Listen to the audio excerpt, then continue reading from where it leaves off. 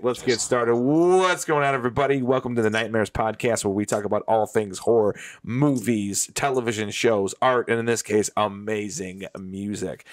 We have, I believe this is his fourth time being on the podcast. I'm, of course, here with my partner, Zachary Smith. What's up? What's up? And we are here with Rob Benny, and just to keep the joke rolling, you sir can introduce your company.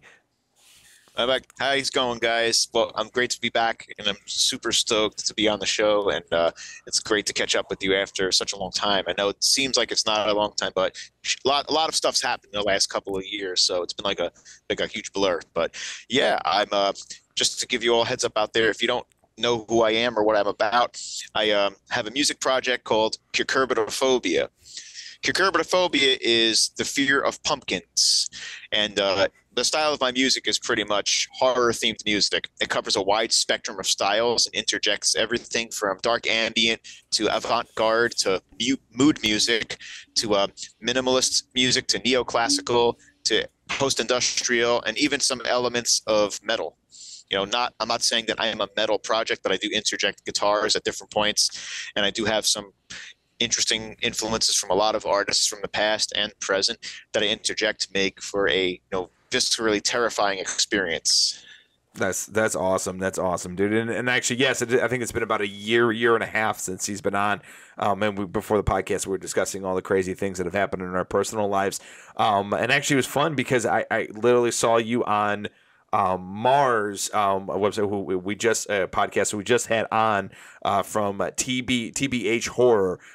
She's out of Spain. If you haven't checked out that podcast with her, it was fucking awesome. I know Zach had a really good time with it as well. Yeah, dude.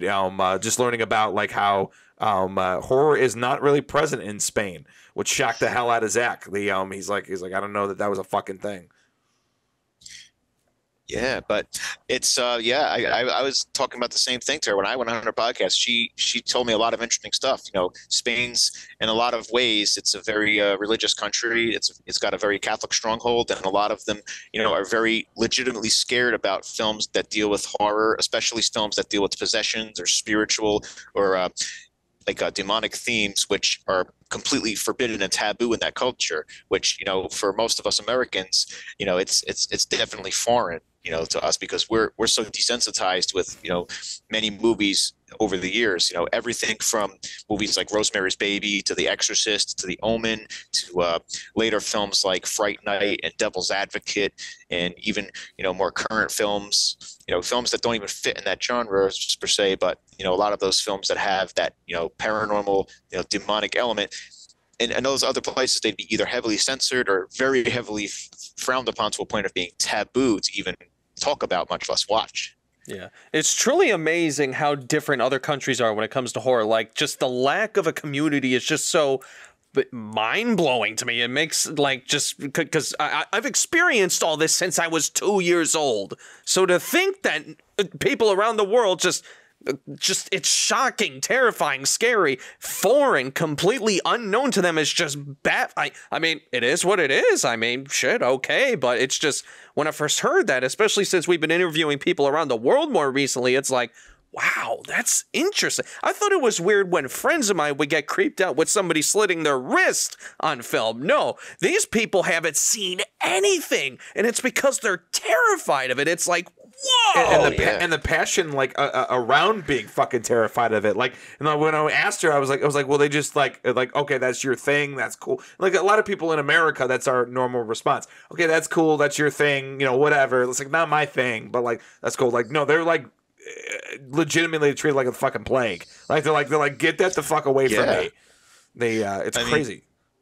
It's interesting. I mean, I don't know too much about too much of the deep history of certain European countries, but I do know that in many of those countries, there were even blasphemy laws that are still on the books. So, I mean, some of these films would probably, have certain people like arrested for, violating their religious doctrine or having them sentenced to fines or jail time or something. For example, Ruggero Deodato, who recently passed away, who was an amazing director who did Cannibal Holocaust, he was brought up on charges, for allegedly killing people, which he didn't do, which is a very just goes to show you how repressed a lot of these civilizations are, where you think that in this time of being in the 20th and 21st century that people would have evolved and have become a little more thicker skinned. Not such the case. It's definitely in some ways, gone backwards. But Rob, what a fucking hell of a compliment, though, man. Like your horror movie was so realistic that you were brought up on murder charges. That's how I heard about the movie. That's what it is. I mean, it's hilarious. Like, literally his defense literally was bringing the entire cast back. Be like, see, I didn't kill them. Dude, I remember my cousin begged me to pirate the movie because he was just like, dude, we got to see this movie. There's actual murder in it. I'm like, all right, well, shit. And I watched it and I'm like, okay, well, there's a few scenes where maybe, I don't know, did he actually kill any of the animals in the movie? Well, yeah, that's the argument. Some of the animals did get killed. I mean, that bothered me a bit, and I think, but I also tell myself too, and I'm not defending animal cruelty at all, but it's just in earlier times it was much more of a common thing because they didn't have the special effects to create some of those, or they just wanted to make it as authentic as possible. But when it comes to animal cruelty, it sucks. I don't like to see it, but at the same time, it is what it is. Some people have done it, and and that's just how it's going to be. And every person has the right to support it or not, whether it goes in accordance with their personal views or judgments. That's totally each to everyone's opinion.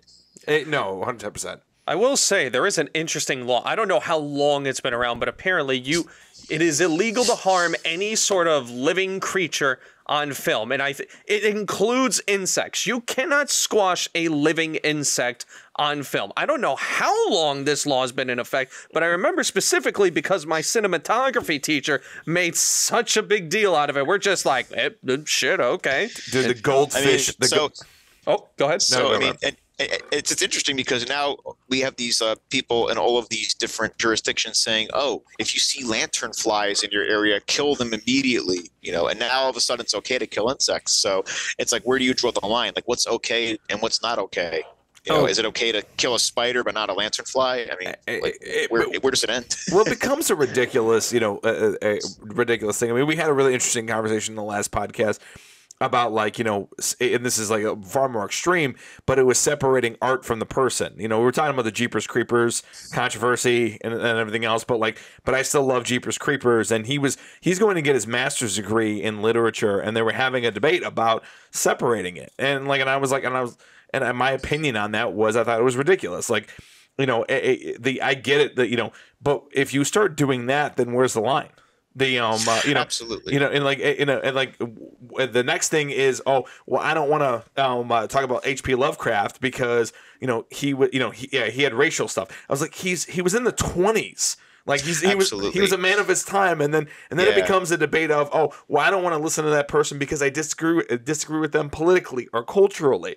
Like, okay, where's the line? Like, where do you end this conversation? Yeah, I think a lot of it has to do with, how it influences an individual's ideals and how it has an effect on their life. I mean, if you can be mature enough to separate the art from the creator, and in a way where the creator doesn't influence your ideals to a point where, it breeds, I would say poor behavior or bad manners or terrible social etiquette, then explore as much art as you want, as indecent or as disgusting or as depraved as it is. If you live in a society that I guess I always seem to stutter at times, but in a society that stands for freedom of speech and freedom of expression, I think all freedom of expression should be there. And as the individual, you have the right to say, that's disgusting or that's obscene. I'm not watching it. I want nothing to do with it. I will not support this. And you have the right to, personally boycott anything that you don't agree with. But should it be banned? It should be outlawed by the government? No, it's art. Yeah. Unless somebody was actually murdered or somebody was actually tortured in a way where it was done deliberately to harm someone, or if it was done to make, a blatant political statement that, poses a clear and present threat to, a specific group of people or a society, then art should be as transgressive as it is and cross as many boundaries as it wants. And the viewer has the right to watch it or to disengage themselves from it. Exactly. And I was just going to say exactly what you just said. They got these wonderful things on remotes. They're called buttons. You can press them and then go to something else. They have mouses on the internet where you can just go and click on. Oh, they have all these options, and they can just go on to something else. They don't have to, there is so much of a variety now. They have literally everything for every taste. Everything. Absolutely. And I feel like if you're going to be influenced by someone to do something stupid because of what you saw on a movie or read in a book or performed in a video game, then you're just personally weak. Then you have no ground to stand on, and you're the one who has to fix themselves, not the art or the game or the film or the music that they're engaging themselves in. Exactly, and and this is what we talked about with Damon, the creative slasher, just about how if you are influenced by art in a way that's going to be destructive, it was going to be something else anyway. Like it doesn't matter. Like it was only a matter of coincidence that it happened to be this thing. But like if it wasn't that thing, it would have been something else. Like it doesn't really change, And I think I speak for Zach on this as well. Like Don't speak for me. Oh, fine, whatever. I thought you would agree with it, but fuck me anyways. I can speak for myself. Oh, shut up. We have fun here. But like I think specifically horror is supposed to be cathartic, and it is cathartic for a lot of people. That's why I think the horror community are developed, are the nicest, kindest, most accepting people around. And I think that part of that reason, or probably all of that reason, is that we watch some of the most deplorable shit ever. And I guess this will be the 20th something podcast we've been on now with the new format, and that'll be the 20th time you've said that. It's because it's still true. I'm just gonna start keeping a tally marker every time Mark brings up that same speech. And if I didn't write it in a fucking contract, he'd bring up A24 every 2 seconds and how much he hates it. Shut up. So, you can dish it out, but you can't take it, sir. I call bullshit. Get on with your speech, damn it. Anyway, like I just think that you exercise your fucking demons by watching fucked up shit. That's all. I mean, like, yeah, sure. Of course, yeah. You're purging your anxiety. You're purging your anger. You're purging your sadness or your own apprehensions or your own personal fears. I mean, they could be deeper existential fears, such as what does the universe mean, or what's going to happen after I die, or does my life even have any purpose? I mean, horror movies sometimes don't necessarily answer those questions, but they allow us outlets to purge those and toy with our darkest fears and our rawest emotions. So after we watch it, we at least either could feel better, or we can reevaluate our stance or our current perspective on life and move forward from there. And yeah, that's I couldn't have said it more poetically than that. So I was going to ask you too. Since holy shift gears, what's been going on with some of the new work you've been doing, man? Because I've seen quite a few things pop up. We follow your social media. What have you been working on that's different in the last year and a half that we haven't really seen you? Well, back in October, September. It's been a very vague, fuzzy couple of months, and I will just throw it out there. Last fall, I released Autumnal Apparitions, which is my latest album, nice. Cucurbitophobia, and it's got 7 tracks on it. It's kind of a mini album, maybe a little longer than an EP, but it's still a shorter album, and it shreds back into more ambient electronic territory. It has a more of a very washy synth-based approach, and I draw heavy inspirations from 80s horror movies such as Fright Night and Life Force, and movies with a very sci-fi feel where there's a lot of keyboards and a lot of very washy parts. And I've also had some kind of Eastern influences throughout at certain points with some of the instrumentation I used, such as harps or certain percussive bongos that gave it a more of a ethnic fused type of environment to it. So it's definitely more of a chill, laid back, lush kind of horror album, but there are still some atonal elements which are really jarring, akin to what I've scored for you on A Stroll Through the Woods. So there's definitely some of those elements present. The which I loved. Did when we were on when Rob was on last time, did we have episode 4 done, Zach? I can't Yes, we remember. did. We did. Okay, cool. The I don't want to. I had already bought the vinyl, The and it is fantastic. it is fantastic. Oh, thank you. The for those new people who are stopping by, Rob actually scored episode 4 of Living Nightmares: A Stroll Through the Woods, which was the easiest and yet best decision I think we've made in our company. Rob is a fantastic composer and music writer, and it was a very easy, from what Zach told me, or at least from what I remember, it was an extremely easy process of just having a very simple conversation. I thought composing was going to be a lot more complicated. It wasn't. It was way easier than I ever. Well, at least for me, he actually composed it. I just told him what was needed. So, Well, first of all, thank you guys. I'm honored by what you've allowed me to help with the opportunity to do it. It's really been a great feather in my cap. It's given me some new experiences which have helped further my composition along with visuals, which has allowed me to expand my horizons and take input from external sources, which allows me to take a different perspective on putting music down. Where if I were just doing things on my own, I really have no one else but my own thoughts in my mind telling me, oh, try this or do this instead. Having another person listen and evaluate to the point where if there's anything that needs to be modified or adjusted, allowed me to think outside the box and push myself a little bit more into other directions. So I'd come up with something that fits the work, not only fitting to what I perceive, but what the creators like yourselves perceived with your short, which I think worked out fantastic. I couldn't agree more. I absolutely 100%. When you were watching the footage, Rob, what were some of the thoughts that that inspired the actual score? I'm very curious to hear what your first thoughts were and kind of how you went and developed the actual score itself. Well, when I saw you walking through the woods, and I saw the officer walking through the woods and throughout, and just searching the premise, and then encountering individuals with masks in a very ritualistic approach, one by one approaching it, just that sense of dread sought in. It made me think, what if it was one of us or anybody I know was out in the wilderness one night, car breaks down, you get out to change the tire or check the hood, and all of a sudden you see one by one a different individual with a different mask on, carrying a weapon or something with which to gag and bind you. At that point, you're fucked. Where do you go? What do you do? I mean, there's nowhere to call for help because service is down. There's nowhere to go. You can't just walk to your local police station because you're out in the middle of nowhere. Literally, that sense of dread can set in because that's a situation that can happen to literally any living being on the planet. I mean, unless you're a guru in mixed martial arts and you can take on 7 people at the same time, I mean, you're probably gonna have to kiss your ass goodbye.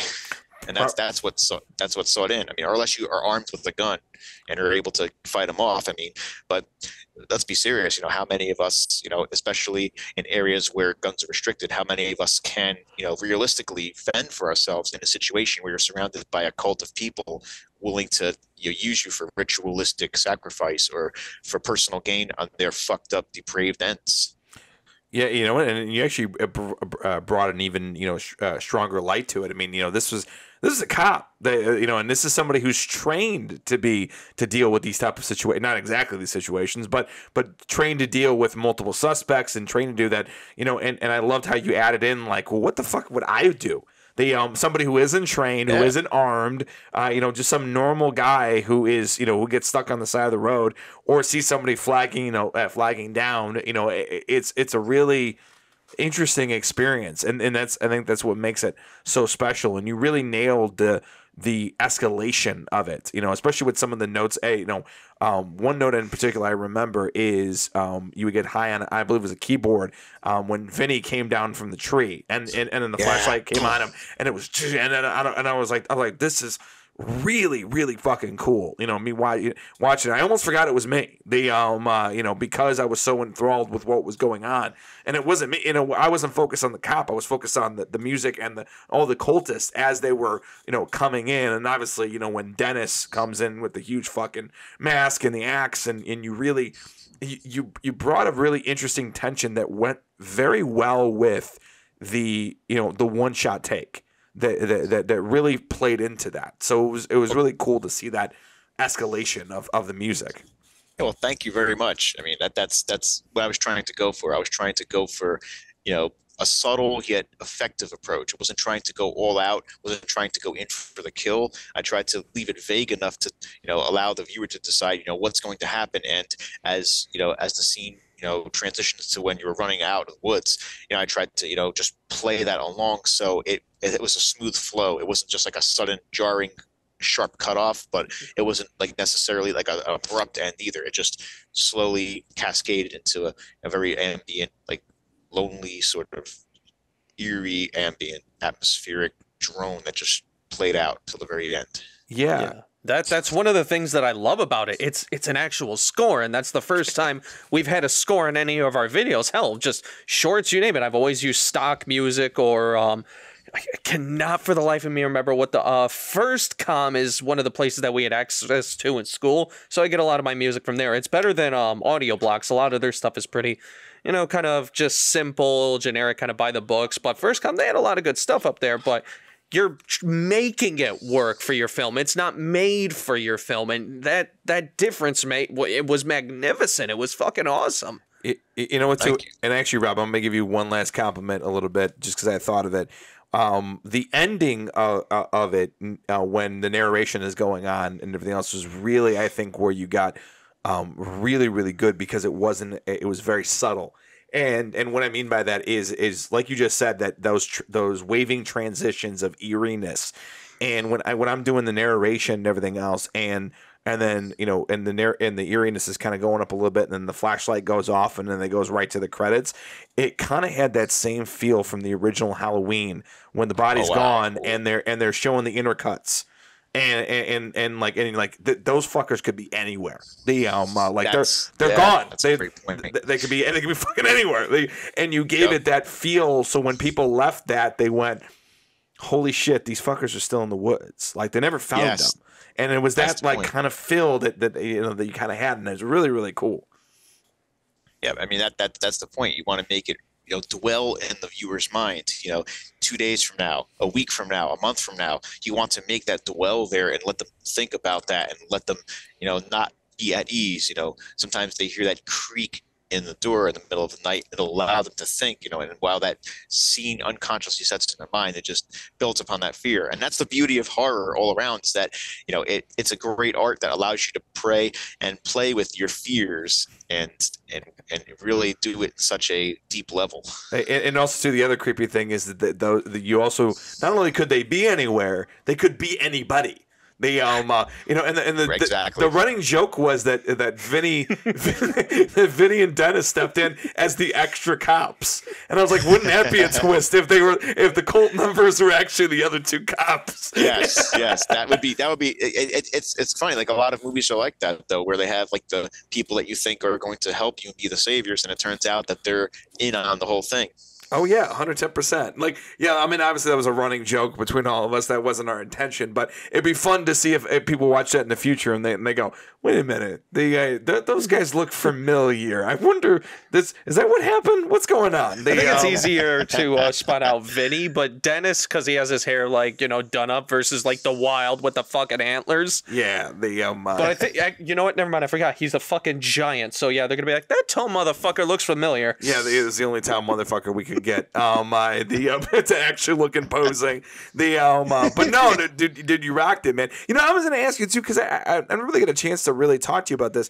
Have you done scores for other films, and if so, what was that process like for you? Well, yeah, I one of my good friends who was actually the best man at my wedding. He goes by NJ Movie Freak. He has his own podcast, NJ Movie Freak, on YouTube. And I've done, some music for him, and I lent him music for his episodes. He just released the first episode of season 2 right on New Year's Eve and New Year's Day. It's an episode on Hellraiser, where I'm actually a guest on the show, and I did the music and lent him some Cucurbitophobia stuff for him. We talked about the entire Hellraiser franchise and, how like each of the movies has evolved throughout the series. And we didn't touch too much on the remake or the reboot yet, but I feel like that needs its own episode because I didn't have a chance to really fully examine and digest the remake just yet. Not because of bias, but just because I had so many movies on the list and queue that I've had to watch first before coming around to that. Sure. And for sure. And then was there any other like features or other shorts that you done as well, or was it kind of just those two and then that was it? Well, I did stuff for when he did some theme park themed documentaries back in the 2010s. He had a series called East Coast Thrills 1 and East Coast Thrills 2, and I did the music for that. And I was still very relatively new to scoring, but it allowed me to try some different styles of music. And he's working on another one in queue, which was supposed to come out in 2020, but it got sidelined because of the pandemic lockdowns. So Sure. he had to stop production on that for a while, but I'm not going to spoil it just now because it's still in the works. So, but it's in that similar vein, and I think it's just another step in that direction. But I've done music for people off the record on I've done ghostwriting for several podcasts and several like internet shows and several videos, and I've done corporate ads for this housing community in Utah a long time ago, which did pay me some money. I also recently, at my wife's former job, did a trailer for what she was doing based around Sound of Music's My Favorite Things as a advertisement where she sang and I played the music. And nice. that was another good gig too. So it allowed me to try some different styles. As far as horror goes, I think primarily a short A Stroll Through the Woods was the first thing that I did horror themed, for an actual like a video, like a true film. Nice. All right. Yeah, nice. Hey, I'm glad that we were your first. We felt very special. No, I'm honored. I mean, I'm really happy, and I truly enjoyed it. Just from the connection we made back at NJ HorrorCon till now. I mean, it's amazing. that was all the way in 2019. It's like, wow. A lot of shit has happened in those years. Yeah. Dude, it's like, where the hell did the time go? It fucking went, that's for sure. Dude, it disappeared like that. And it's interesting too is if you did pursue other works with everything, do you really like to kind of do your own thing, or do you like to do work on scores for other people? Do you prefer one or the other? Obviously it's a shorter example, a spread, but I'm curious about which one you like more, doing more your own music for your own reasons, and then or scoring for other people. That's a very tough question, and it's very hard to answer because I feel like it's a situation where you're comparing apples and oranges. Okay. When you're doing your own thing, you're on your own time, and you're doing what's good for your own skills, and you're trying to go based on what you want to present to the world. When you're working for others, you also get to try new styles, and you get to realize that sometimes listening to other perspectives or doing things that are not necessarily in your wheelhouse might actually make you better as an all-around composer or an all-around musician. And I like taking chances and trying different things to allow myself to not just rest on my laurels or just be complacent with one thing at a time. So that's why I try to stay open-minded as possible to network and to take opportunities as they come. I try to narrow a scope to a certain degree, but at the same time, I don't cut myself off if it can do something that can help, either make me money or allow me to get more exposure or gain new connections or make new fans and friends along the way. Nice. Okay, very, very cool. I love that. When Corey Poltergeist OD was on because we had him on just as much. I think you guys are like the most reoccurring guests that we've had. I think he's up to 3, and I think you're up to 4 now. Cool. So which is awesome. And that's a testament to how much we like you. To be perfectly honest, awesome. But the last podcast we were on, we kind of got a chance to go into process. Because we never, we talked about a lot of things in all the different podcasts. Obviously, you did a Stephen King one where we just talked about that. I'm very curious, about your process as you develop new music, or go back to the beginning, when you were first starting this. I'm curious about, when it comes to certain melodies, do you envision things in your head? Do you just start playing them on a piano? Do you play them on a guitar?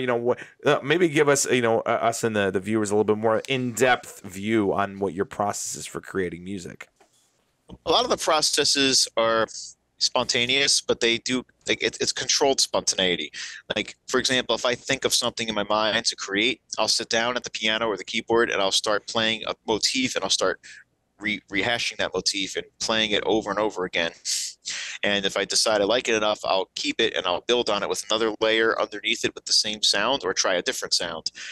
Other times, if I hear another melody, I'll try it on, the guitar, where I'll play a certain series of notes, and will allow me to, build upon those notes and expand from there.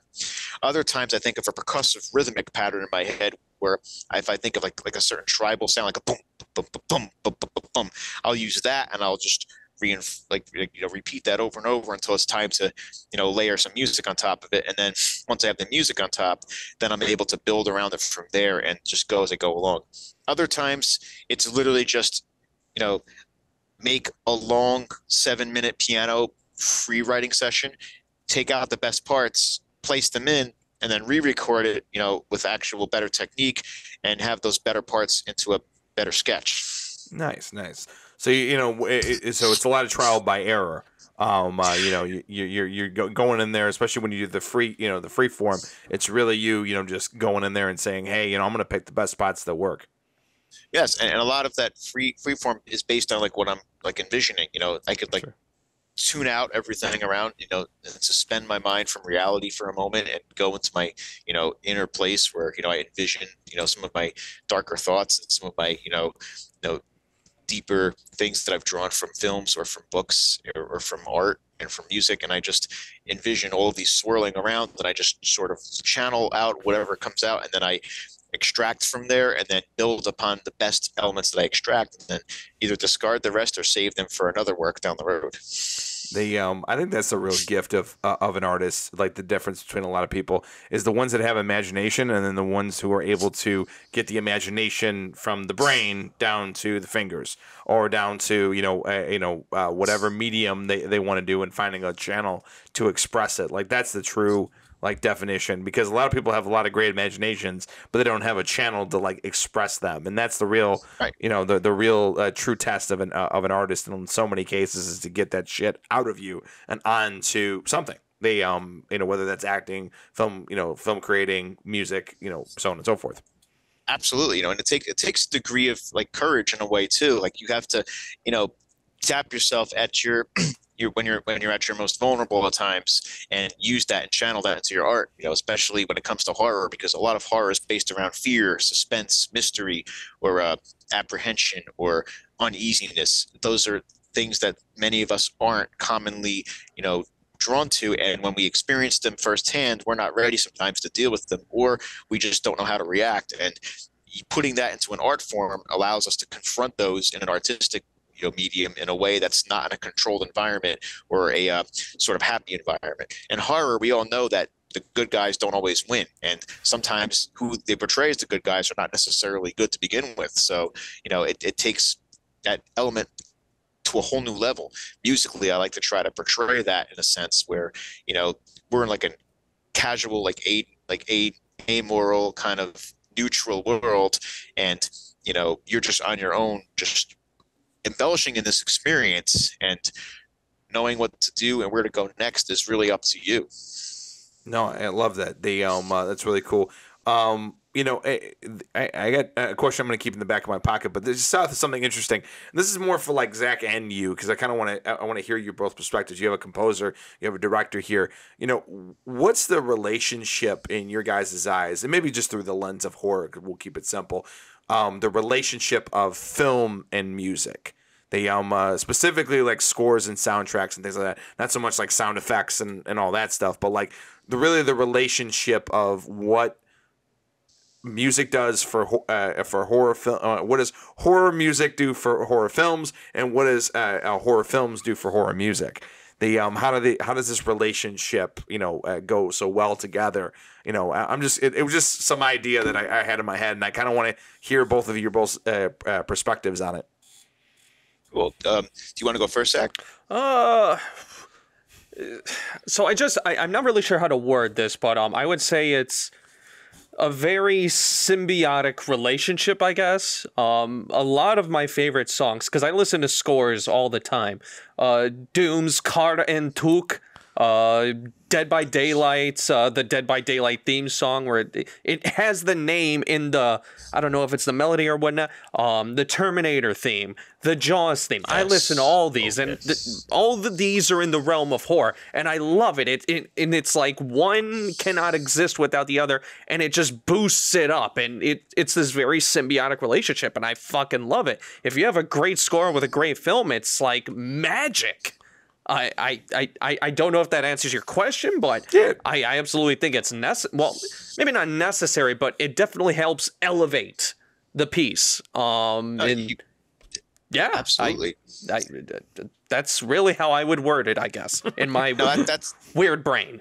That's perfectly said. You said it best, Zach. That's a great way to put it. I mean, both go hand in hand with each other. It's almost like a 50-50 sort of connection, because when you have visuals that are stunning and, ready to capture you, you need something else to complement that and to add to it. I mean, if you're just to watch a horror movie with no music at all and it's just complete silence, it's literally just like watching reality. And it seems brutal and blunt, but it doesn't seem as scary as once you add the dissonant atonal horrifying sounds of shrill strings, or insane intense bursts of guitars, or clashing percussions, tribal bongos, at that point where it all just flows together and into this one chaotic ball that just is ready to charge at you. And visually, if you were to take music on its own and add something to that, it allows the viewer to have a more precise viewing of what the music is trying to prescribe or describe. Yeah, or portray. I absolutely agree, and I'm even going to give an example. So in the game, this isn't a horror video game, and it's not a movie. It's a video game. In the game Far Cry 3, I very much enjoyed the game. There's one specific level where I don't think you're supposed to enter this level normally, but I came in on a hang glider, parachuted in, and what you're supposed to do is take this flamethrower and burn an entire field of weed. All right, and the song comes on. I never would listen to a song like this, but it's like a Bob Marley Skrillex mix called Make It Burn Them or something like that. And that song with that level was so perfect. It's just nice. This weird, I think it's technically techno EDM. I don't know the proper term for the song. All I know is that song and that level were so fun that I was just like, yeah! So nice. Fun, so cool, epic. I'm like, yeah. So you kind of touched on something interesting. The Rob, you're kind of going into it, but I really wanted to go deeper in it, which was, you said it. You both said it was a 50-50 relationship, but can you still enjoy horror music without the film? But I don't know if you can do the reverse. I don't know if you can enjoy the film necessarily without the music. And when I'm in, perfect example, two perfect examples: Halloween and Jaws.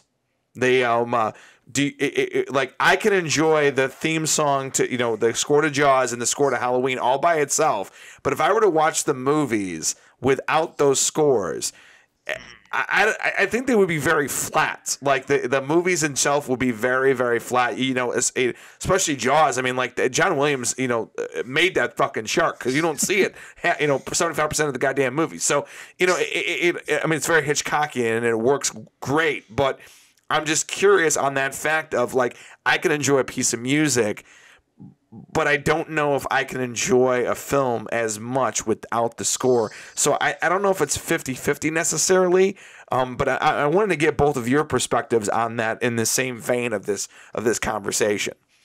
You want to go first, Rob? Or sure. Yeah, okay. I guess in the traditional filming framework, where it's from a beginning to end plot, with a narrative and a fictional story, that I guess it's 50-50. But I mean, if you're going into the realm of found footage film, such as VHS, for example, which doesn't have a score, which they're just kind of free flowing, and they'll have musical snippets at different points, but it's not part of the actual film. Some of those films do have some disturbing, violent imagery and some really genuinely shocking scenes, which did scare me. And out of all the found footage movies I've watched, the VHS franchise has been one of my favorites that I've seen. I've even seen the most recent one, which I enjoyed for what it was, but I still think the first VHS film was the best in the whole series, in my opinion. That being said, what do you think, Zach? So I still think it's 50-50. I know I've seen scenarios in both movies and games where there's no music and the scene can be terrifying.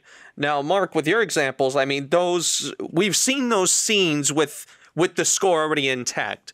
If we were to see those two separate, like, all right, you hear the Jaws theme without seeing the movie, it's not going to mean nearly as much. You see the Jaws movie without the score, I think it still might be effective, but it's not going to be as effective. You add the two together, and it's magic. It's literal magic. So, and that's a good point. Actually, you just said that. That is a very good point. And, you know, and I think that maybe I enjoy the score. I mean, the score of Jaws is fantastic, but say for instance, if my memory was just gone, you know, and everything else, I had never seen the movie, you know, it would be an amazing score, but maybe it wouldn't have the impact that it does because I've seen it with the movie and the score together. That the score, you know, wouldn't be it. So maybe there's something to be said about that. You know, like you said, you know, music is. Film brings context to music, and maybe Yes. you know, even you have a great piece of music, but it doesn't have the same effect. It's kind of like how certain songs are used in movies. You know, like "Hip to Be Yes. Square" will always be American Psycho to me. Like Yes, absolutely. And by the way, I'm a massive Huey Lewis fan. Massive. Oh, me too. But I also though I did become a massive Huey Lewis and the News fan because of Back to the Future. They so There you go. And then also too is you know. The funny thing is, this is a very off-the-wall example. Always loved Metallica and still love it. Battery is still one of my favorite songs. But there's a movie called Project X. It's a found footage movie where it's about a big party. They literally burn the fucking house down while Metallica's Battery plays in the background. And now it's forever stuck in my fucking head. So it's so That's amazing. It's crazy how pieces of music get attached to film. Like, you know, something can mean something to you, and then all of a sudden, like, it's like I Put Fime on it for us. Like, you know, Yes. it's you know, and now it's Fuck the Police in that context. You know, Or Don't Stop Believing with The Sopranos by Journey. yeah, that's also another great yeah. example. I was going to say the biggest one now. A whole generation of people are going to associate Yes. Metallica with Stranger Things. Yes, absolutely. Yep, that's going to be the big one. Yep, and you know what? And of course, I feel really messed up for saying this, but I've never seen Stranger Things yet. I've just never gotten around to it. Neither have I. I've wanted to check it out of curiosity, but I've just never had the chance to. I just sometimes I always hear everyone asking me about the show, and it's not that I dislike it. It's just that I just haven't gotten around to it. There's been so many other movies on the list that I've gotten around to. I mean, I just recently watched Terrifier 2, which I thought was gory as hell, and you know, for a modern day film, it was one of the better modern horror films that I've seen. You know that. You know, recalled like the Friday the 13th days or the Nightmare on Elm Street days where it had that, you know, fun slasher element, but it also had like the, you know, the very like deeper like elements of gore that I haven't seen since movies like Maniac, you know, like which was, you know, the original Maniac. I mean, it had a lot of blood. I mean, for, you know, a big budget like movie, you know, I mean, I think it disturbed me just as much as when I watched the first Saw movie, you know, but in a lot of ways it was really good. But, you know, there's other things like Stranger Things, which just become popular, and I'm not interested in them because I just don't really, if something doesn't grab me about it, and I'm always more drawn to the actual macabre shows rather than the shows that flirt with horror but don't really go deep into it. Yeah, no, that's true. Go ahead. I'll say this about Stranger Things. I very much enjoyed the first 2 seasons. I thought they were really good. 3 was a bit of a slog, and 4 was better. And I don't give a fuck what anybody says. That scene, that the whole Eddie Munson scene was very, very overhyped. I've seen much better scenes with epic guitar riffs. I have played Brutal Legend and I have played Devil May Cry 3. Those outdo that scene by fucking miles. Yeah. Cool scene, not as great as it should have been. Yeah, That's all. Or imagine a song like Dragon Force Through the Fire and the Flames or something like, or anything by Rhapsody of Fire or Blind Guardian, like any like power metal band from Europe that can run circles around Master of Puppets. No disrespect to early Metallica because the first three albums are pure gold. But I mean, some of the European bands like Blind Guardian, some of the thrash they put out in the 80s was like fucking amazing. You know what I mean? And even the newer stuff they've done is really good, but the earlier shit like Follow the Blind or Somewhere Far Beyond, great albums, you know, with excellent thrash riffs and solos that just are tasteful but yet just rip. Quick question. When did Dragon Force get started? I think in the late 90s, early 2000s.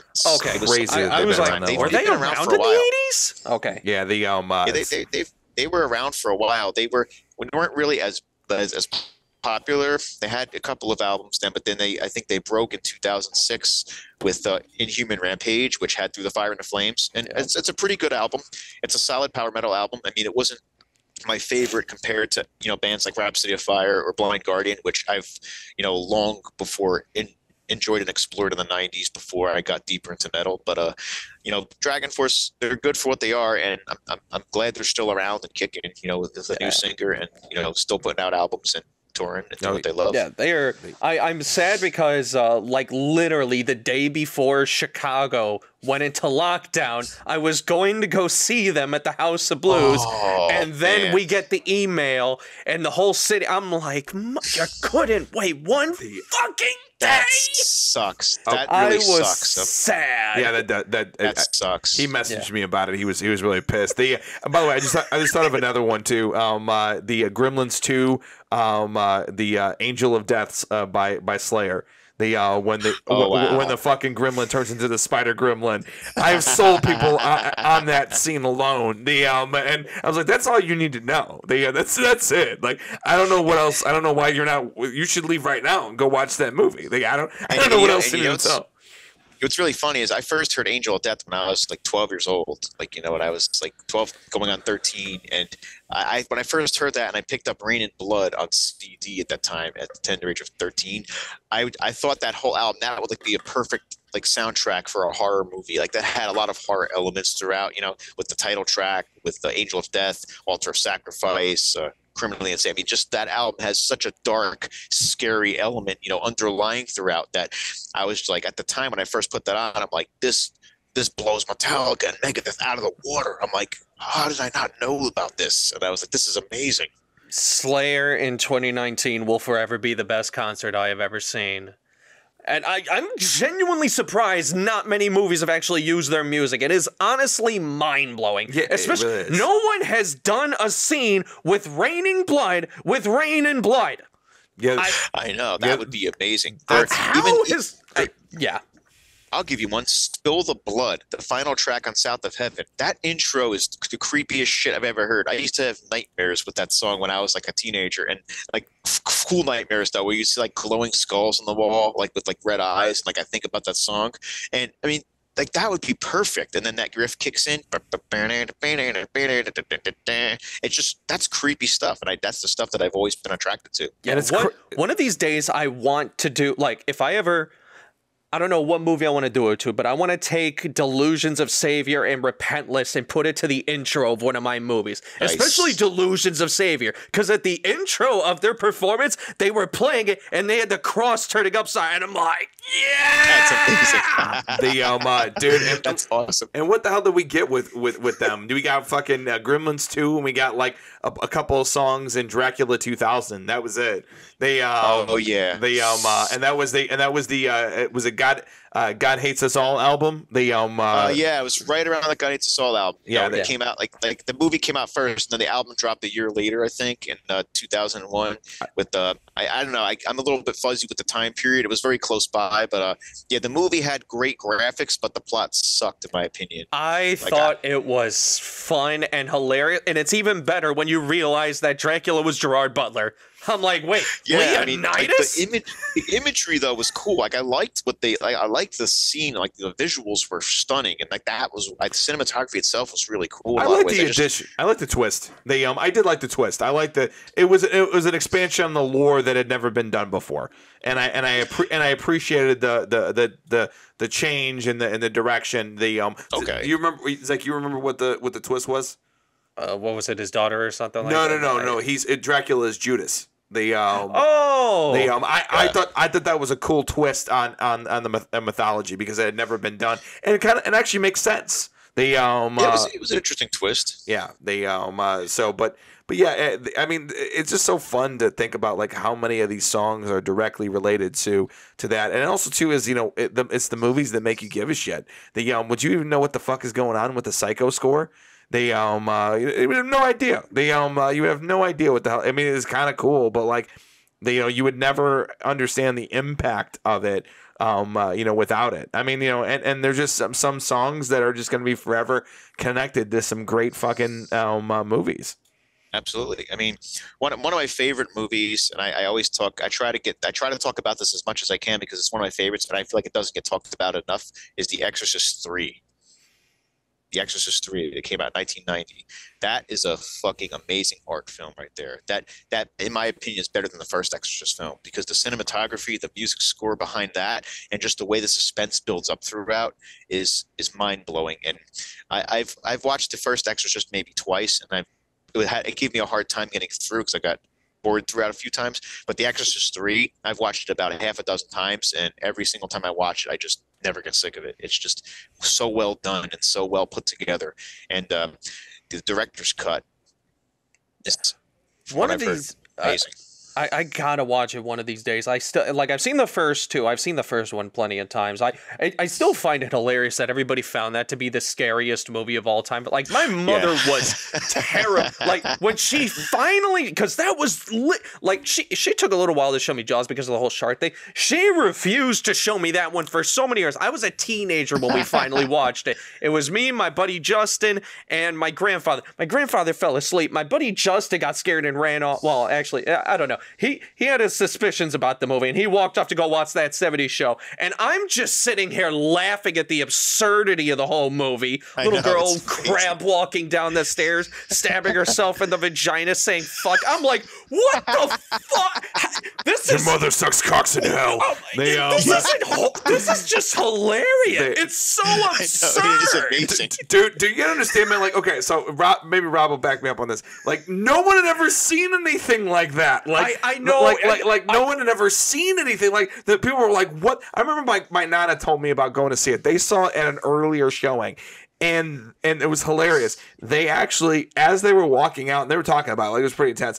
They saw an older couple that were probably in their 70s or 80s going in to go see it, and they're like, "Oh fuck!" Somebody call an ambulance. They're gonna fucking have a heart attack in the damn theater. I'll tell you, one of the funniest things was a friend of my mother's told me back in the 90s. She was complaining, like when I was a teenager, she's like, "Don't ever see that movie, The Devil's Advocate." I went to the theaters and I saw it, and I walked out. Like, that is a sick, disgusting movie. I've watched it, on my own years later. It's one of my favorite movies of all time. It's a great movie. It's a masterpiece. I think it's one of the most underrated movies, especially since Al Pacino played an amazing role as Milton, and Keanu Reeves did an amazing job in his role too. Charlize Theron, she did a wonderful job as well. Everybody was well placed in that movie, well acted, and it's disturbing that it never got the critical acclaim and the box office success that I feel like it should have. Yeah, no, it was definitely, it's probably one of Keanu's best stories. I mean, Zach knows this story, but like just the cultural impact of The Exorcist for a second. The my dear family friend who's my uncle essentially, Uncle Tommy, he went to go see the movie, and I have a very Italian background. Everybody in the neighborhood was Italian, so they would have the ladies in the neighborhood would get together, and they would actually have a statue of the Virgin Mary delivered to people's houses, and they would rotate, and it's like a church group thing. They and then they would do prayers, all very, very Catholic. They would do prayers, have a prayer group, and then they would go have coffee and cake and whatever, and then kind of hang out. And the Virgin Mary would stay in someone's house for an entire week. And the party had been over for several hours, and she was waiting for Tommy to get home.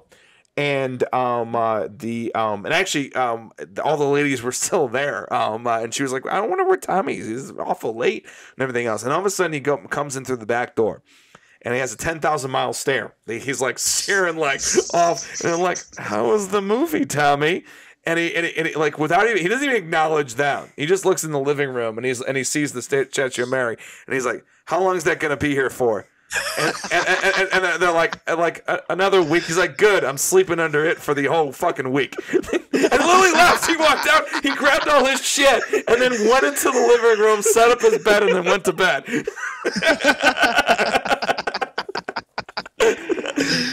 They and it's so funny, like, and by the way, this is even funnier because he's the guy like that, you know, like in your friend group or like your family group, he's the guy that no one has a bad thing to say about it. He's like the nicest guy, and it's just it's even funnier to see him in this type of situation where he was so fucking scared. He's like, "Fuck this! I'm sleeping under a Virgin Mary for an entire week," and he did.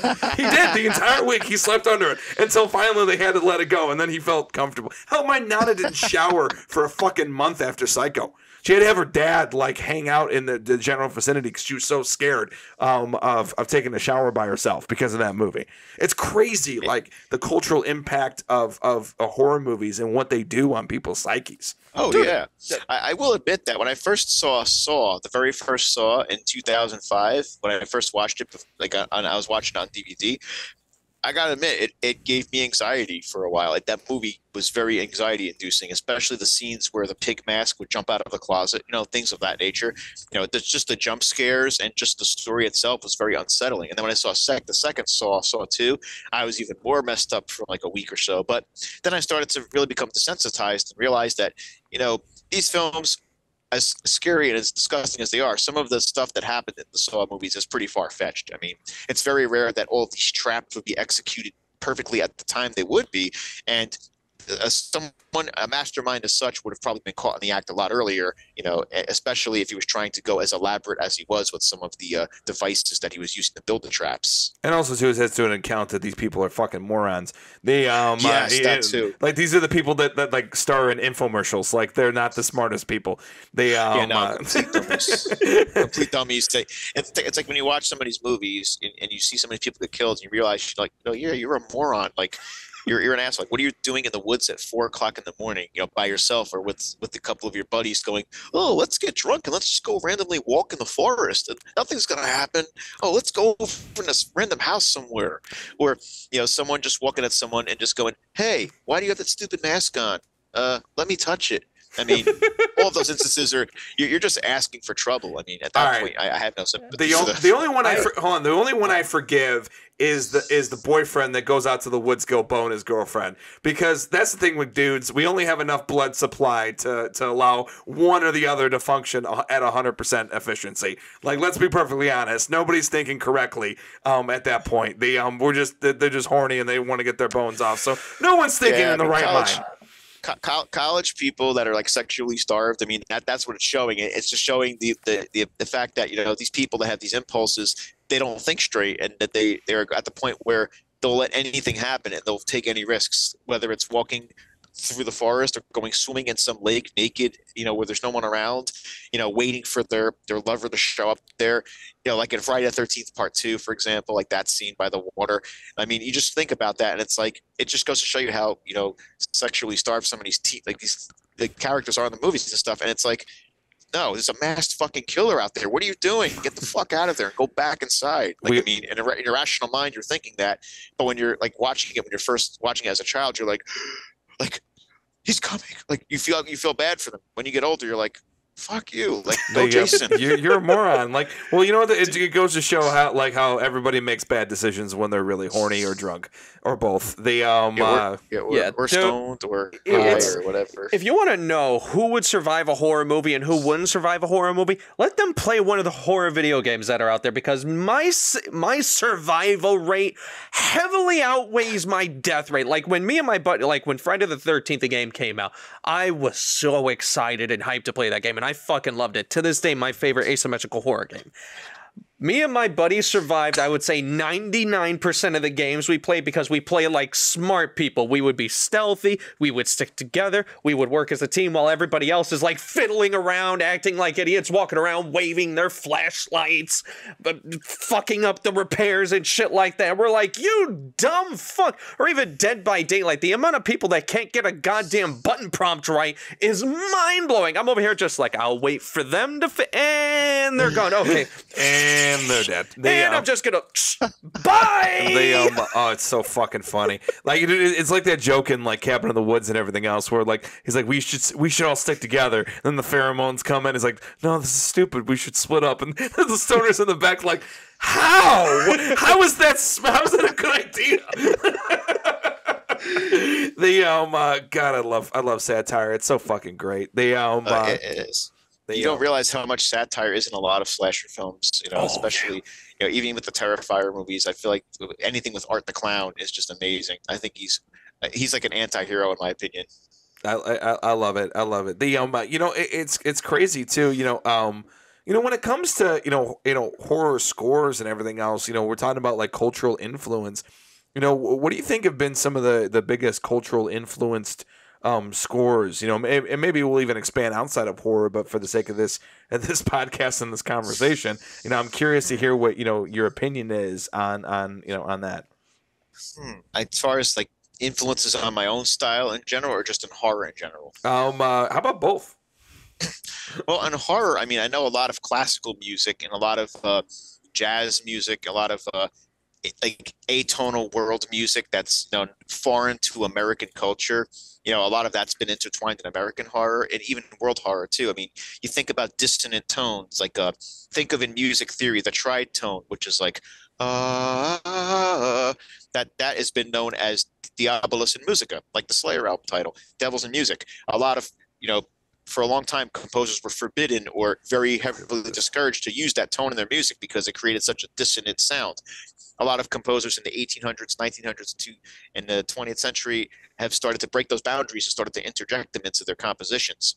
Igor Stravinsky, for example, Russian composer, he used his sounds in The Rite of Spring, which was about a pagan cult which forces a young girl to sacrifice herself to the gods of spring by dancing herself to death. And that film score has influenced that composition has influenced film scores like Jaws and like some of the scarier parts of Jurassic Park and Star Wars, some of the very like dissonant sections of that, which come across as very grotesque. Another is a composer, Arnold Schoenberg, who is an Austrian composer who, used a 12-tone system, which was very deep, very dissonant, very dark, and yet very like eerie at times. And some of those elements have, spilled over. Composers like Charles Ives have used like compositional clashing, where he would take like elements from like one side doing one tempo and then another side like completely clashing with a different tempo, so it would just be totally noisy and chaotic. Check out Three Places in New England or the Robert Browning Overture for examples. Is that other composers like John Cage have completely broke the boundaries and have done incorporated styles of music from other cultures like Asian music and Eastern music in a way that was out of the box. So horror composers, I think, have used a lot of those similarities from different composers since, Nosferatu came out in the early 20th century. And when Frankenstein and Dracula and a lot of the other 30s films came around, a lot of these composers just used those suspenseful tonal motifs that these composers used from the earlier days and have, allowed them to seep in and, use them in a very like dramatic and chilling way.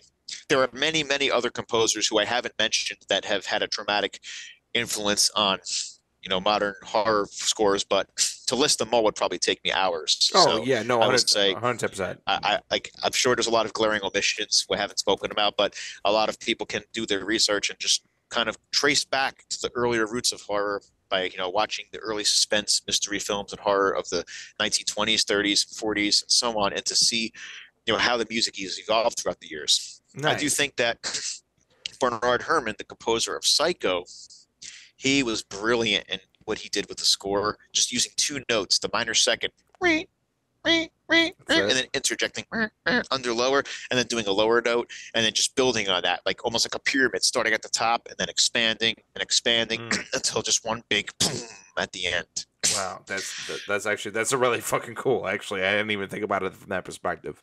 Yeah, I mean, and then think about like one of my favorites is Halloween from John Carpenter. I mean, just going from dun dun dun dun dun dun dun dun dun. That's the most popular part of it. But then the other part towards the end, just dun dun dun dun dun dun. That just over time just really seeps in. Another score I really talk about from an underrated film, the original When a Stranger Calls from the 1970s. The opening sequence. That opening sequence is fucking amazing. And right after that music comes in, after the voice goes, "Have you checked the children?" That like gave me the fucking chills. It still gives me the chills every time I've seen that scene. Those are just a very, very few small examples, but that's really fucking cool. And and kind of to expand on that, because you went into really cool detail, and I loved it. But when it comes to these scores, how do you think that they've kind of seeped into the culture? Because obviously everybody parodies Jaws, and like everybody knows those fucking notes, and everybody you can walk into a swimming pool and hear somebody fucking around and doing and mimicking the theme. So I'm curious, you being the music expert, how have you seen how a lot of these scores have kind of infiltrated culture? And with Psycho and that high pitch has been parodied dozens of times. So I'm curious how you've seen a lot of these scores that you have that so much about kind of infiltrate culture and really affect it in a certain way. Well, I mean, they've infiltrated, like you said, comedy movies. You can go back to movies like National Lampoon's Vacation, the first one with Chevy Chase, when the shower scene happens, when he walks in with the banana, it's like, and he opens up and he's just going, and it's just really ridiculous. And you're just like, oh man, with a banana. And then you look at like the Wayne's World, like when Garth is like really pissed at Wayne, he's just stabbing the voodoo doll, going, like just things like that. It's just so stupid, and but it's so funny. Like, it's stupid funny, and I love that kind of humor because it just goes to show you how it is. Or you think of like all the parodies that you hear from people trying to mimic Jason, going like you hear that a lot. Or you see people sneak up around. You look around Halloween and you see people making those noises, going and you see people get like either jump scared or like nervous about it. Or and this, I think the most common one that's misattributed is a lot of people think of Hannibal Lecter and they go, "Hello, Clarice," but he never really says that line in the movie. Yeah, which that's is even true. funnier. That is true. They it's so true. And then also too, people fuck up. Luke, I am your father. They like yes, never fucking said that. Just said I'm your father. It's like no, I am your father. Like no, that's it. I've watched the scene a couple times. They only a couple. Yeah, wimp. No, a lot. That was me being. No, Mark, you said a couple. That was me being very. Can you even call yourself a fan? I am. Anyway, moving on. Name the sound of the lightsaber. Really? No, I legit have the first 6 movies memorized by the lightsaber sound. So my buddy Adam, he was watching episode 3 in the background, and I'm just like, Anakin and Obi-Wan are swinging down the hallway now. They classed. Anakin just did his little twirl, and he's watching. He's like, how the hell do you know that? I can hear the lightsaber sounds too. How? How do you know these? He's like, Jesus Christ. Because I'm obsessed. That's the reason why. I really am. I will say another one though is it's not necessarily horror. I'd say it's more like on the blurs the lines of sci-fi and horror, but the Twilight Zone theme. Oh, absolutely. That's been seeped in a million times. You'd see so many movies, comedy, drama, or even TV shows where someone would just out of nowhere go do do do do do do do, and it would just be like you'd instantly know that it's from the Twilight Zone. It's almost become at this point like, the same way people quote movie lines, they quote scores. If they're that, that's the real test of something iconic is if people can quote them the same way, mimic them the same way that they quote movie lines. I mean, that's the true test. I mean, and like Terminator's no different. Like that's another one. And I think that really comes down to is your melody, at its basic form? Is it stripped? Is it something that's very tangible and easy? And I think that in my mind, the most famous scores, and obviously I'm excluding some of them, but the most famous scores and famous themes are so simple, but yet Yes, so yes. complicated. But they're so complicated that they're simple, or so simple that they're complicated. And they're so easy, you know, like you can do the first two notes of something. The same way that like Elton John knew that Benny and the Jets was going to be, Yes, you know, and then everybody knows what the fuck, you know, what the fuck's going on. Like, you know, so it's so ingenious to hear, you know, like, you know, dun, dun, dun, dun, dun. Like, I know what the fuck that is. Like, it takes all of 2 seconds. Dude, if you listen closely to the Battlefield theme, you can hear the Terminator theme in that. Like, I remember when I first heard I'm like, huh? Wait, hold up. Wait, I know where that's from. You did a good job with it, but still, you're not fooling anybody. Or when you watch the opening to Reanimator and you're like, I don't know, that sounds very similar. Yeah. He borrowed. I will say that the movie H.P. Lovecraft Reanimator, I think the theme of that definitely paid homage just to the Psycho theme. There were so many similarities. That was, in my mind, it could have been a blatant ripoff. And I heard it, I'm like, wait a minute, like some of those themes are so similar, but they're twisted. And I know where they made them change to avoid possible lawsuit, but yeah, that was definitely, you know, a blatant homage, to put it mildly, or, you know, a light ripoff, to say, you know, as it were. I still loved it. I thought it was great. I was just like, you know, Rainbow's I'm shit. like, you know what? I know what it is, but it fucking works. Oh yeah, it absolutely works. The you know, fantastic movie. The you know, and I imagine too that's, you know, you know, that's a goal of a lot of composers, you know, especially in some of these more, you know, popcorn flicks, you know, action horror, you know, something that's very epic, is to have something that's easily recognizable. The you know, when you're going in, and not so much in the, you know, original music, but like something that's, you know, when you're creating a theme, just something very, very simple, something that people will remember forever.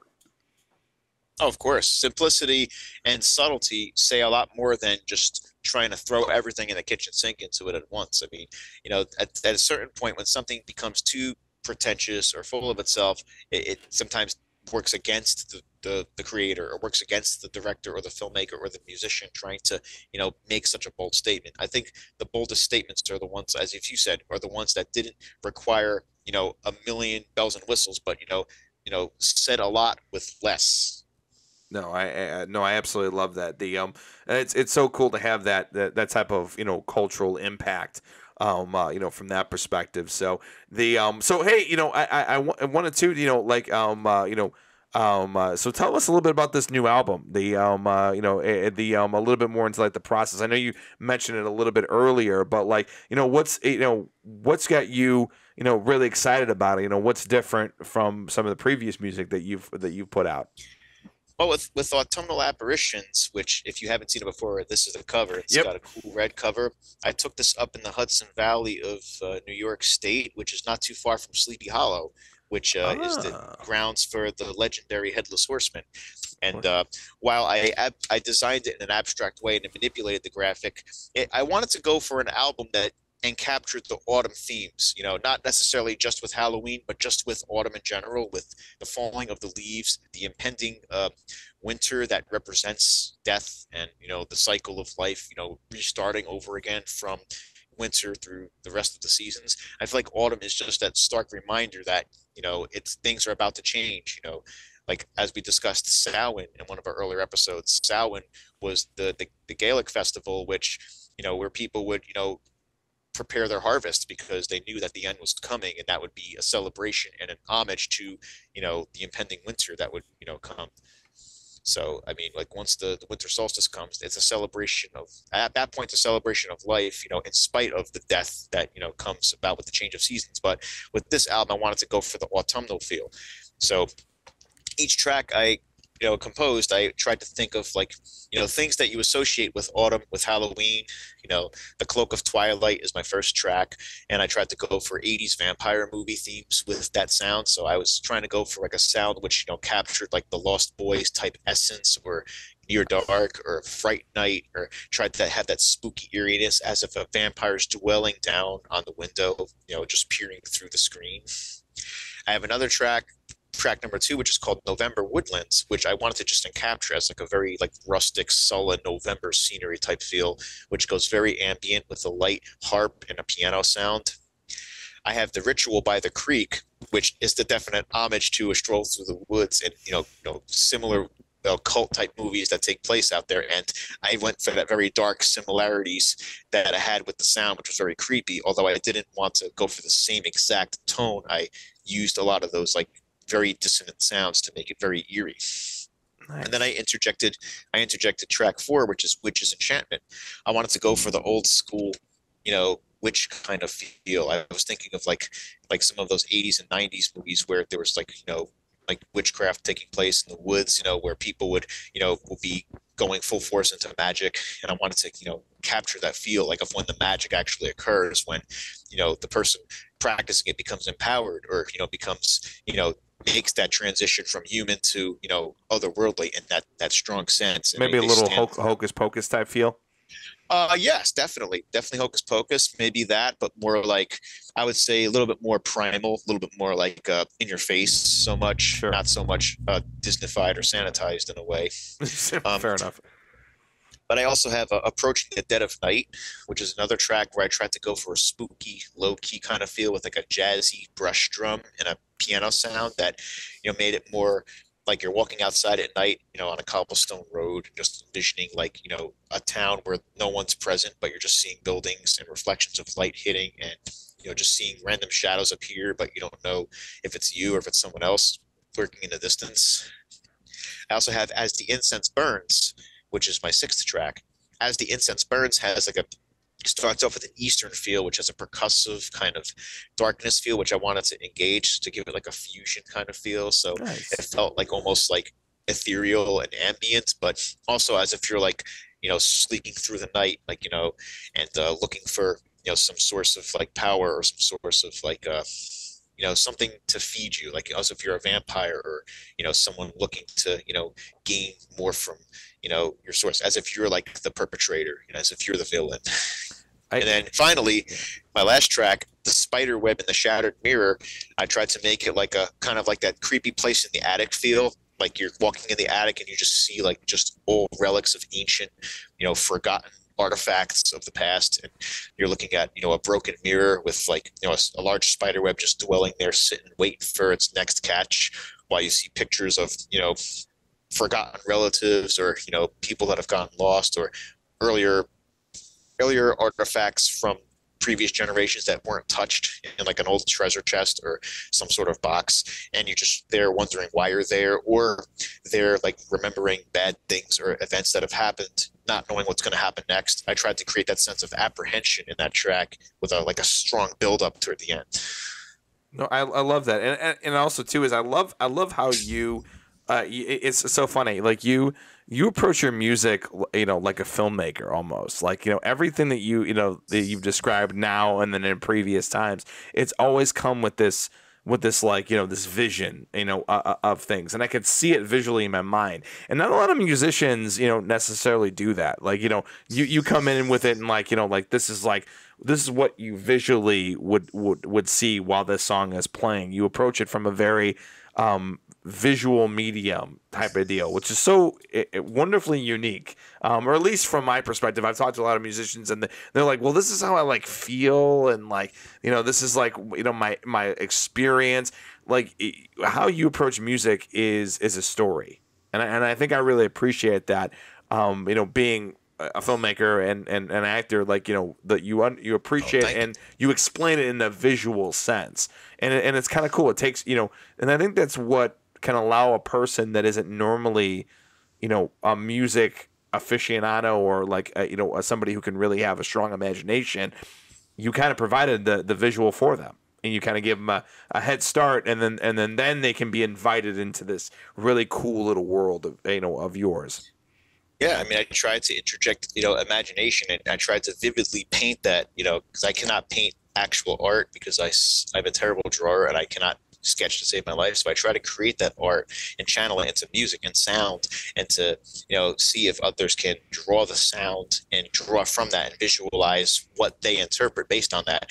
Someone listening to it might envision something different than what I appear to it, but that's the beauty of music, is that you have the ability to reinterpret it in your own way, to say, okay, maybe I disagree with the title of the song because I don't hear that when I hear it. But that's what I try to, set out for. I try to look for those who might enjoy the art or enjoy the music, or if those who even dislike it but may find something interesting about it. There's people who are not going to like any of the material I create because it's very dissonant in many spots, and some of it's very horror based, and that's going to naturally alienate a lot of people who don't like horror. That's great. I'm trying to go for a niche, and I'm trying to go for those who might want to have a listening experience rather than just an album of pure style of music. I mean, I attract fans from many different styles, some of whom are metalheads, some of whom are classical fans, some of who like electronic music or industrial, others who just like experimental ambient noise, and others who just like horror that just want it as a novelty. Each of that is valid in their own right, and I enjoy the feedback I've gotten from people all across the spectrum. No, absolutely, man. I love that, and I think I think this is a good spot to dive right into the question of the podcast to close us out. And it was something I was bubbling, and I was actually going to ask you as a question, but I'm like, you know what? I'll save this. I'll save this for the question of the podcast. Why do all of us keep coming back to horror? For our creative things, like why do we keep coming back to the well? Why is it that from a creative standpoint, all of us want to keep creating horror, through our art, and we seem to be attracted to people who also want to do the same thing. And I'm very curious, from all of our perspectives of why we keep coming back to this genre. Horror doesn't leave us. It doesn't leave you. It stays with you. Comedy comes and goes. Comedy either fades or transcends from either acceptable or not acceptable. Drama gets old after a while. It just reminds you of real life. Action movies, we love action, but they're far-fetched. I mean, how many people do you see hanging out of a car shooting a gun at somebody while making a backflip off of a railway onto the ground, as in a movie such as Taken? Or, vigilante movies, as fun as some of them are, like Death Wish or, others that have that similar ability, they might be good for a rush, but again, far-fetched. They kind of detach you from reality, but don't really give you that satisfaction as much as horror does. Horror taps into fear of the unknown. The fear of the unknown can be something psychological. It could be something, like visual. It could be something that you have in your mind. It could be something that, allows you to step out of the bounds of reality into fantasy. And it doesn't matter what your background is or what one's beliefs are or what one's principles are. Horror can hit you at any point, and different things can trigger each button of an individual. It's a different way that manifests, anxiety, dread, or just complete old-fashioned fear in a way that makes you want to crawl under a rock. And each human animal has a different thing that they're very afraid of. That's why, for example, to divert a bit, Pennywise the clown from It or Freddy Krueger, they manifest into what each person fears the most, and they shapeshift as they go along, tailoring their horror to each person that they want to, exploit or, snuff out for their own gain or for their own satisfaction. And I think many of us horror creators know that. So, for myself, I know that, I've gone through my whole life with apprehensions, dreads, fears, and things that I'm always paranoid about. And I feel like the best way to cathartically purge that is through horror. I've not gotten that same satisfaction with other styles of music or with other styles of entertainment that I've indulged myself in. So I decided to go all in and just let out my pure emotion and go back to it. And I feel like that's been what's connected most with listeners in a way. That's allowed me to get the most feedback, get the most, personal connection from the artist to the consumer or listener or the person engaging with and with which I work with or associate with, which is why I've pretty much made horror my favorite and most passionate genre to put most of my everyday energy and time into. I mean, if that's pretty much it. I mean, I could expand more on it, but I feel like that's pretty much the point that I've driven home. Nice. In a nutshell. Zach? I'm a fucked up person who likes fucked up things. It's really that simple for me. I like dark, vile, bloody, disturbing things, and I'm sure there's something mentally wired wrong in my head, but I don't care. I keep it contained. It's fine. But I just like dark, vile things, and horror gives me that plentiful. Yes, it does. Fantastic. Yes, it does. That's it is, and you're allowed to control yourself in that environment and you know, fantasize about, you know, idiots getting their heads chopped off by some, you know, masked killer, or people who just are complete trash and low life, just getting exactly what they deserve. You know, it's just watching people who have to be completely snarky assholes. You think about them in real life, and then you watch a movie, and then you imagine that person you can't stand, that person that cuts you off in traffic, or that person that cursed you out, you know, in the supermarket. And you're thinking, yeah, what if you were met with Terrifier, or with Jason Voorhees, or with Art the Clown, or with Pennywise? Let's imagine what would happen to you if you tried to pull that shit with them. No, I fucking love that. And that's the reason why that all the horror fans are all you know, really well adjusted, to be perfectly honest, is because they get that shit out. They get those emotions out. You know, here's and I think I'll close out with mine. You know, I think at the end of the day, horror's fucking fun. It's a fun genre. It doesn't always take itself so seriously all the time. It's not this, you know, it can be, you know, and some people do, but like I think the way we do it is it's always fun. There's you know, I think I like comedy and horror for the same reasons. They have the same beats, but like to me it never loses its fun. Like it's a fun thing. Yeah. And also too is, you know, I remember there's a line from Batman Begins and he said people need dramatic examples to shake them out of apathy. And I think that's a great line. And I think that I love it. It's all there, but you know, there's some good horror beats even in that movie, which is interesting. But I think and like that whole like dock scene, I'm like that's a horror beat. That's a horror scene. Like, you know, the only thing you're not doing is killing people. But like they like you know, because I know you're Batman, and that's how it works. But like literally everything that you're doing in this is like him, like the guy screams like, "Where are you?" And then you're like right behind him, "Here," and then like does that. I'm like, that's like what like all you're missing is a you know, like yeah, I get it, you're wearing hockey pads versus a hockey mask, but shit, you're basically doing the same fucking thing.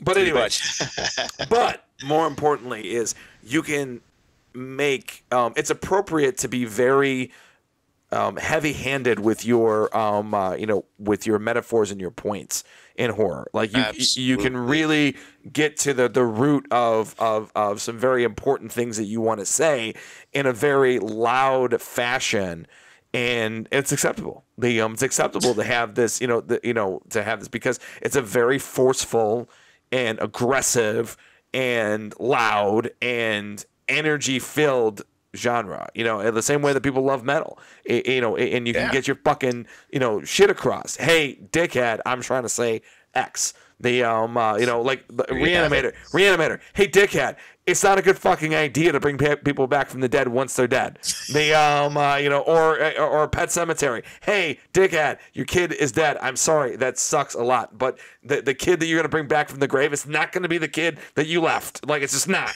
He's gonna stab people in the fucking Achilles tendon. It's pretty much like be careful what you wish for. You just might get it. Yep. Shit, exactly. But that's, I think, it's a really cool way to shake it up and really say something in a very powerful way, and it's acceptable. It's an acceptable way to do it. You can't quite do it the way that you do in horror. So, so sir, this is your opportunity to look directly into the camera and tell the good people where they can find you on all your social medias, and all that great stuff. And it's your plug and your floor. All right. Well, you could first, head to my official website, Cucurbitophobia.com, or you could find me on Facebook, Twitter, Instagram, YouTube, and even TikTok. I don't use TikTok very much, but I do have a page up there if you want to add me on. I would say you could also find all of my albums, on all digital streaming services. I do have a Bandcamp page where you can find all of my albums, including some releases that are not on digital streaming services. So if you go to my Bandcamp, you're supporting me directly and possibly engaging in more musical content than you would on Apple, Spotify, Amazon, etc. Or I do have physical CDs of my albums where if you visit my website, you can order them directly for me. I also have some vinyls on demand, which I will, also be reissuing some of them later on in this year. So please keep back and keep checking back to my website for more updates, and join my mailing list, cucurbitophobia@gmail.com. And where I can send you updates and, sometimes send you a couple of free perks, discounts that are not privy to the public, and potential merchandise that I will be exclusively releasing to, close friends and fans and those who I engage with, on an occasional basis. But I also wanted to thank you very, very much, Mark and Zach, for having me on the show.